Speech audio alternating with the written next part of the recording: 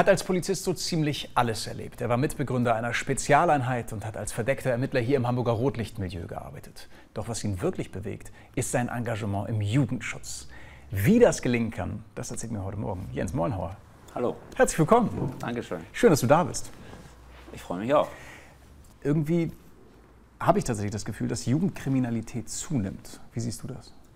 Ja, man könnte es meinen, vor allem wenn man die Presse verfolgt. Ja. Das heißt aber, wir haben natürlich eine Kriminalstatistik, die anderes aussagt.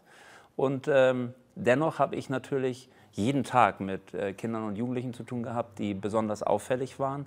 Okay, also statistisch ist es so, es nimmt ab, aber unser aller Gefühl ist medial vermittelt, es nimmt zu. Sokrates, 400 vor Christus, sagte schon, diese schreckliche Jugend und steht nicht mehr auf, hat keine Manieren und Ähnliches. Und in diesen Wortlaut könnte man auch heutzutage verfallen, das tue ich aber nicht.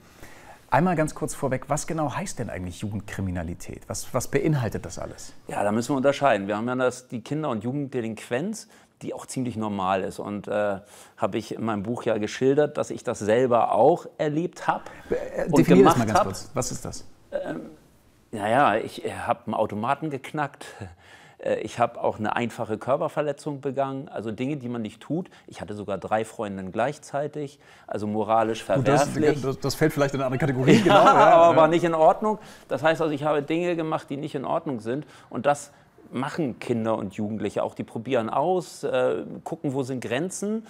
Aber insofern müssen wir jetzt unterscheiden. Ich habe ja beim Jugendschutz der Polizei ganz viel auch mit Intensivtätern zu tun gehabt, grenzenloses Verhalten, das ich selber auch nicht gezeigt habe in dieser Schwere. Einmal zurückgefragt, es gibt ja dann doch einen Unterschied zwischen, ich habe 3 Freundinnen, das ist moralisch verwerflich, oder ich habe hier eine leichte Körperverletzung gemacht. Das ist ja dann doch ein... Naja, und dann kommt der nächste Schritt, eine gefährliche Körperverletzung. Das heißt, ich gehe mit mehreren auf jemanden los. Und jetzt sind wir natürlich auch in dem Rahmen der Jugendkriminalität, die dann plötzlich das Ganze auch noch filmen und ins Internet stellen, wo dann weitere Dinge dazukommen. Und so sage ich ja, entwickelt sich also da eine Schwere der Tat, die dann auch nicht mehr hinnehmbar ist. Einmal noch zurückgefragt, nur für mein Verständnis. Du hast gesagt Delinquenz, so, das ist irgendwas, das ist irgendwie mal... Man macht was falsch, man klaut mal oder so. Nur ich will das jetzt hier also nicht kleinreden. Nee. Aber ich wollte ja damit sagen, das sind Dinge, die Kinder und Jugendliche eben auch machen. Mhm. Also das würde reinfallen in, das gehört irgendwie es kann dazugehören zum Großwerden. Es kann zum so. Leben dazugehören, wenn, und das ist jetzt genau ganz wichtig, denke ich, in diesem Zusammenhang, warum gehört es dazu? Warum macht vielleicht dieses Kind das? Ist da eine Ursache? Sollte man mal drauf gucken? Braucht man da Hilfen? Warum ist das so? Ja, nun bin ich kein Psychologe, kein Therapeut, aber ich habe natürlich Gespräche geführt mit Kindern und Jugendlichen, die sich entsprechend entwickelt haben. Und es war eigentlich immer wieder eins feststellbar. Und das ist etwas, was ich auch grundlegend finde. Es sind die 3 großen Z. Zeit, Zärtlichkeit und Zuneigung. Zeit, Zärtlichkeit, Zuneigung. Ja, das heißt also, sowas wie Liebe kennen viele dieser Kinder, die dann zu Intensivtätern wurden, nicht. Und ich habe mit Eltern gesprochen, die überfordert waren. Ich habe im Jugendamt gesprochen, die überfordert waren. Polizei war überfordert mit den Kindern. Und wir haben tatsächlich festzustellen, und das ist vielleicht das, was sich statistisch auch verändert haben, weil das fragtest du ja eingangs, ja, wir haben es mit jüngeren Kindern mittlerweile zu tun. Das fängt manchmal schon ziemlich früh an. Und deswegen, aus meiner Sicht, müssen wir da ziemlich früh am Ball sein. Nicht erst, wenn Strafmündigkeit da ist. Wir müssen rechtzeitig erkennen, wo ist da eigentlich was los. Wie erlebst du das denn, wenn du mit jüngeren Kindern, weil du jetzt gesprochen hast von, das verschiebt sich, die Altersgrenze verschiebt sich so ein bisschen ins Jüngere.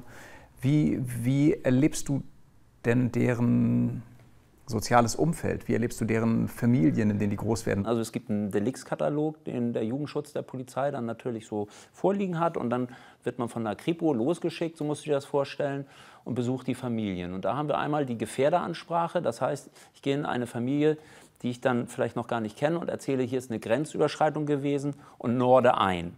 Und gucke da aber auch dann schon, wie reagieren Eltern. Und ich habe auch mit alleinerziehenden Müttern zu tun gehabt, die haben dann gewalttätige Väter eben auch erlebt, von denen sie sich dann trennen mussten, weil die gegenüber den Kindern eben so gewalttätig waren. Oder aber ich nehme auch Familien wahr, wo dann richtig Streit immer noch ist, Gewalttätigkeit der Eltern vor den Kindern, kein Vorbildverhalten. Und insofern ist mir gerade diese Vaterfigur eben auch ganz besonders wichtig. Wie ist das Bild, was du immer benutzt mit dem Wasser, was sich dann... Ich male gerne bei Kindern, weil Bilder sich eher auch im Kopf haften. Wenn ich mich hinsetzen würde als Polizist und immer den Du mache, dann ist das vielleicht ganz wenig, was da haften bleibt. Und ich möchte ja, dass Wertschätzung da ist. Das heißt also in dem Gespräch Wertschätzung. Mein Ziel ist ja auch nicht Strafe, gerade bei Kindern, die nicht strafmündig sind, sondern Wiedergutmachung. Also ich möchte, dass sie erkennen, das, was ich getan habe, war vielleicht nicht in Ordnung.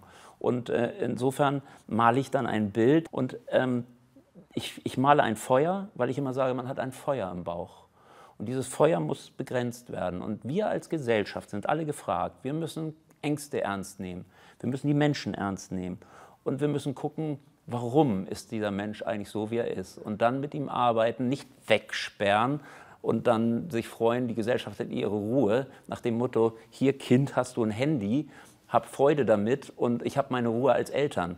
Sondern ich muss mich mit dem Kind beschäftigen und das ist anstrengend. Und mich mit den Menschen beschäftigen, ja, das ist auch anstrengend. Vor allen Dingen, wenn sie nicht die Einstellung haben, die man vielleicht selber hat. Aber das ist aus meiner Sicht elementar. Das heißt, ich muss tatsächlich erkennen, da ist ein Feuer im Bauch und dieses Feuer kann man löschen. Man kann es löschen. Nicht in jedem Fall gelingt das. Ich sage mal so 2 von 6 habe ich vielleicht erreicht. Dann waren diese 2 für mich aber so maßgeblich, so wichtig, damit habe ich vielleicht 200 Opfer verhindert. Und insofern habe ich eine Grenze dann reingezogen, eine sogenannte Wasserlinie. Beschreib mir mal bitte, wie so ein typischer Tag im Alltag einer Jugendschutzeinheit aussieht. Die Einheit gibt es noch? Aber die gibt es noch und die finde ich wichtig. Und das war mir ganz besonders wichtig, weil diese Einheit hauptsächlich einen präventiven Gedanken hat. Und Prävention wird leider auch innerhalb der Polizei nicht groß geschrieben, sondern klein geschrieben. Und das ist immer so das, was mir persönlich dann wehtut, denn ich denke, man kann durch Prävention eben sehr viel erreichen. Und es sieht so aus, dass wir uns dann natürlich erstmal angucken, oder ich habe mir angeguckt, was hat die Kripo mir geschickt an Fällen, was ist da so los und wo müssen wir einhaken. Also nehmen wir mal einen Fall, der mich dann sehr berührt hat, der aber normalerweise eingestellt worden wäre unter Kindern, weil die Kinder nicht strafmündig sind und dass ein Junge gefesselt wurden an einen Zaun mit Hundescheiße beschmiert worden und er blutete ein wenig. Eine Streifenwagenbesatzung hat ihn dort gefunden, gefesselt und hat ihn gefragt, was ist dir passiert? Und was sagte er? Nichts. Das schreibt eine Streifenwagenbesatzung auf. Der geschädigte Junge, den wir dann abgemacht haben vom Zaun, machte keine Angaben zum Sachverhalt. Wenn du dann so eine Anzeige weitergibst an die Kripo und dann noch sieht, es sind Kinder, dann wird sowas eingestellt und da passiert dann nichts. Sowas lese ich dann und denke, geht gar nicht. Da müssen wir den Jungen noch mal besuchen, ein Opfergespräch machen. Wir müssen dann auch vielleicht noch mal rausfinden, was ist da wirklich gelaufen, worunter leidet der und was passiert da auch vielleicht in der Schule. Und also ich nehme mit ganz vielen Menschen dann Kontakt auf und das ist unser Nachmittagsgeschäft, um dann herauszufinden, was ist Hintergrund dieser Tat, was ist da los. Und dann besuchen wir eben die Familien, sagte ich ja schon, so Gefährderansprachen, Norm-und-Hilfe-Gespräche, das ist dann das, was wir in Hamburg ganz besonders machen, wofür wir ausgebildet sind. Und wir nehmen uns eben Zeit. Zeit, Wertschätzung, hören zu, gucken, was bewegt die Kinder, was bewegt die Eltern, sind da Hilfen notwendig, ganz dicht mit der Zusammenarbeit Jugendamt in dem Fall. Und dann kann man da natürlich eine Menge leisten und es ist tatsächlich so, wenn wir die Kinder dann bei den Hotspots wiedersehen, das ist unser Abendgeschäft, und es gibt eine Auseinandersetzung, Streit, dann können wir als Jugendschützer unter Umständen diesen Streit deeskalieren, weil wir waren schon bei denen zu Hause. Das heißt, ich nehme denjenigen beiseite, ich nenne das Opferklau, habe ich erfunden, diesen Begriff, den gibt es jetzt schon sehr viel im Bereich der Zivilcourage. Man nimmt also denjenigen, der gerade hochfährt mit seinem Feuer im Bauch beiseite und kann denjenigen beruhigen. Und das würde mit Uniform, mit einem Polizisten nicht unbedingt, der seinen Job gerade macht, der den Jugendlichen auch gar nicht so kennt, wie ich ihn kenne, nicht funktionieren. Das heißt, man kann also dann darauf positiv Einfluss nehmen und dadurch Taten verhindern. Das fällt aber nirgendwo in irgendeine Statistik. Also verhinderte Taten werden nicht ausgewertet. Ihr habt diesen Jungen, der Gewalt erfahren hat. Ja. So, dann geht ihr zu dem nach Hause. Gibt der dann die Namen derer, die das waren, preis oder gibt er das nicht preis? Naja, das ist ja nun mein Ziel. Ich bin nach wie vor Polizist, auch als Jugendschützer, und ich habe eine Strafverfolgungspflicht. Also ich möchte ja auch, dass da irgendwo auch da dann das Gespräch stattfindet, denn ich weiß, die ihm das angetan haben, und das ist auch wieder weit oberhalb der Grenze, da reden wir nicht über eine normale Jugenddelinquenz wieder, jemanden zu fesseln und mit Hundescheiße zu unfassbar, ist ja, unfassbar. Natürlich. Und dann stellte ich auch in dem Fall noch fest, das ist auch im Netz gelandet, auch etwas, was leider dann sogar kommentiert wird mit Daumen oben von einigen unbeteiligten Kindern, die das dann bundesweit vielleicht sich sogar angucken, bei TikTok und Ähnlichem. Ganz, ganz schrecklich. Und deswegen muss auch bei denen natürlich ein Gespräch stattfinden, denn ich weiß, selbst die Täterkinder, ich nenne sie mal so, sind häufig auch Opfer. Auch da brauchen Weil die Familien wiederum aus der Gewaltspirale nicht rauskommen. Ja, und da vielleicht haben die selber auch Gewalt erlebt. Auch das ist nicht selten. Das heißt, ich habe es ja sehr häufig eben auch da mit Kindern zu tun, die gewalttätig werden, weil sie Ventile brauchen. Also Täter, die eigentlich Opfer sind und sich so Luft machen und die Gewalt weitergeben, die sie selber erfahren haben. Kann ich dir einen Fall erzählen, der auch in meinem Buch geschildert wird. Da lebt ein Junge auf dem Balkon seiner Mutter, weil die ein Annäherungsverbot übers Gericht erwirkt hat. Etwas, das ist unfassbar eigentlich. Der ist schon als 13-Jähriger uns aufgefallen. Und man muss sich das so vorstellen, Mutti, wenn sie dann Angst vor ihrem Sohn dann hatte, wen ruft die an? Die Polizei. Und wir haben dann tatsächlich, weil wir fahren dann ja auch Streife, ich sagte ja, abends machen wir so die Hotspots, also gucken, wo Jugendliche sich aufhalten, sind nah dran. Und in dem Fall hören wir dann Funk. Und da dachten wir, aufgrund der Beschreibung, den kennen wir. Dann fahren wir da als Jugendschutz natürlich mit hin, um auch Möglichkeiten der Deeskalation mit reinzubringen. Und die Streifenwagenbeamten standen da schon. Und dann stellten wir eben fest, der lebt auf dem Balkon. Das heißt, der hat da genächtigt in einem Zelt, völlig verdreckt, war jetzt 19 schon, aber unglaublich, dass so ein Junge so etwas alles macht und dass der dann auffällt durch Straftaten, wundert mich nicht. Wie geht so eine Geschichte dann aus? Ja, das wäre schön, wenn ich immer alles wüsste. Das heißt, ich bin ja Polizist, ich versuche Dinge in Gang zu setzen. Ich sagte ja schon, ich bin kein Soziologe, kein Psychologe, kein Therapeut. Ja. Also ich habe Grenzen. Das heißt, also ich kann Dinge anschieben, schreibe unglaubliche viele Berichte oder habe sie geschrieben noch zu meiner Dienstzeit an das Jugendamt. Aber was daraus dann so wird, das weiß ich oftmals nicht. Umso doller ist es aber, wenn ich dann zum Beispiel dann einen jungen Mann wieder treffe, der zu mir sagt, so nach vielen Jahren, sind Sie nicht Herr Mollenhauer? Man muss hier erst mal überlegen, wer bist du denn noch und so.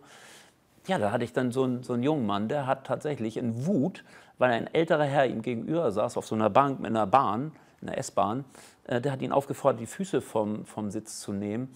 Da hat er in seiner Wut, in seinem Feuer im Bauch, das er damals hatte, den mit dem Nothammer auf den Kopf gehauen. Also eine wieder richtig heftige Geschichte, die ich niemals gemacht hätte als Jugendlicher. Und der steht jetzt so vor mir und sagt mir, den Tränen nahe, ein Mädchen neben ihm, Herr Mollenhauer, wenn Sie nicht gewesen wären, dann wäre es anders gelaufen. Also ich bin hartnäckig, ich besuche die immer wieder, wir treffen die immer wieder, weil du triffst immer wieder die gleichen und du hast immer wieder Gespräche. Und wenn die merken, du bist ehrlich bei ihnen, du bist da dran, dann ist das etwas, was mich natürlich auch bewegt. Ich nehme das mit und ich versuche dann natürlich als Polizist Grenzen zu setzen. Die können mich absolut ausrechnen. Also ich stelle mich nicht neben den und würde mit dem eine Zigarette rauchen, wenn er 15 ist.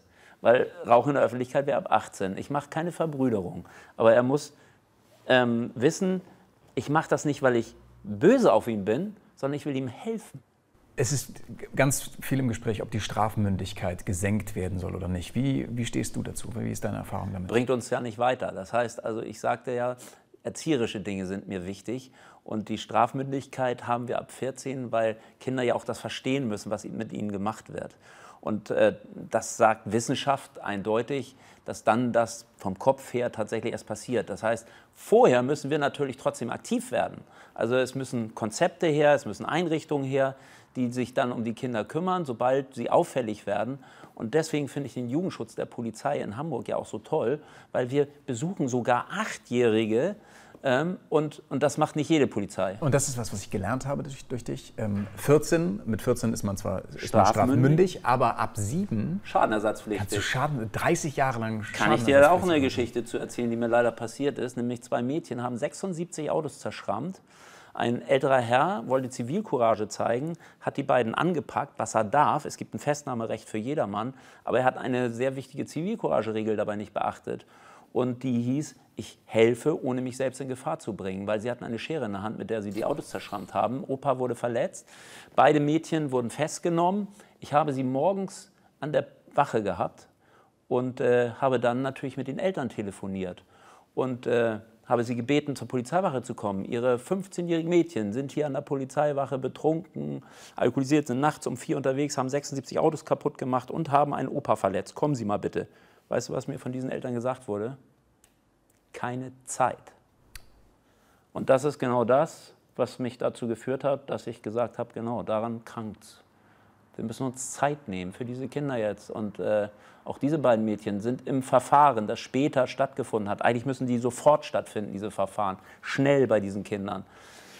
Im Verfahren sind die beiden Mädchen zu mir gekommen, haben geweint und haben gesagt, Herr Mollenhauer, das haben wir alles nicht gewusst und nicht gewollt. Und da habe ich zu den Mädchen gesagt, ja, da habt nicht nur ihr versagt, sondern das System hat versagt. Lehrer, Eltern, Gesellschaft. Und ihr badet das jetzt aus. Ihr seid 15, strafmündig und habt jetzt 150.000 € Schulden bei 76 Autofahrern. Und das Leben ist damit vorbei. Das ist, ja. Also anders. Ja. In jedem Fall. Also die Autofahrer werden nicht alle ihr Geld kriegen, aber die müssen das einklagen, privat, ne? Das ist Zivilrecht. Aber trotzdem unglaublich. Und es geht dann nicht um die Strafe, noch einmal, es geht nicht um die Strafe, die diese Mädchen jetzt bekommen, sondern man muss ihnen bewusst machen, dass sie da was falsch gemacht haben, damit sie solche Dinge nicht wieder tun. Und das kann ich auch mit Kindern, die nicht strafmündig sind, wenn denn entsprechend Hilfen, Jugendamt, Einrichtungen, Menschen, die sich kümmern um diese Kinder, vorhanden sind. Und da krankt es dran. Es fehlt Personal. Du hast ein paar Mal gesagt, Handys. Ja, also dann wird das gefilmt und so. Wie verändern Handys und der Gebrauch von Handys überhaupt Gewalt an sich und das Publikmachen von Gewalt und auch die Dynamik zwischen Kindern und Jugendlichen? Also ich nehme wahr, so bei meiner Arbeit, dass das wie so ein Katalysator wirkt. Ne? Das heißt, wir haben es mittlerweile mit Grundschülern zu tun, die 60 Stunden Handynutzung in der Woche haben. Da gibt es entsprechende Studien jetzt ja auch dazu. Wie gesagt, ich bin ja kein Wissenschaftler, aber wenn du dann dir immer wieder von TikTok irgendwelche Gewaltvideos reinziehst, dann macht das was mit dir. Wenn du dir reinziehst, also dann nehme ich jetzt die Eltern auch in die Pflicht, mal zu gucken, was haben die denn für Apps, wo sind die unterwegs, das kann man ja alles sich angucken. Machen viele nicht. Die kennen Cybergrooming nicht, die wissen nicht, was Snuff ist, Happy Slapping.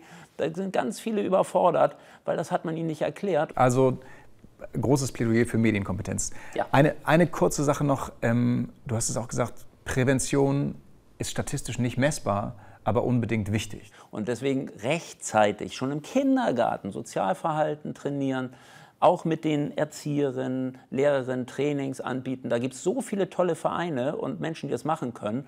Und umso enttäuschter bin ich dann auch, wenn Politik sagt, wir müssen Prävention kürzen. Ich nehme nur für den Moment nochmal mit die 3Z.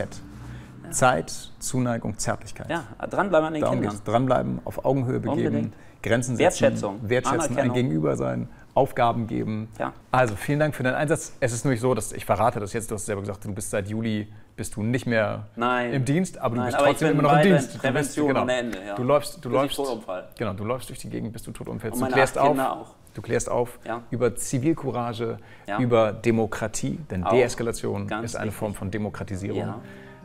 Deswegen bitte werd nicht müde, weiter rumzulaufen und aufzuklären. Vielen, vielen Dank dafür. Und Ihnen vielen Dank, dass Sie heute Morgen wieder dabei waren bei So gesehen Talk am Sonntag. Hier in Sat.1 seien Sie auch nächstes Mal dabei. Wir freuen uns auf Sie. Bis dann. Tschüss.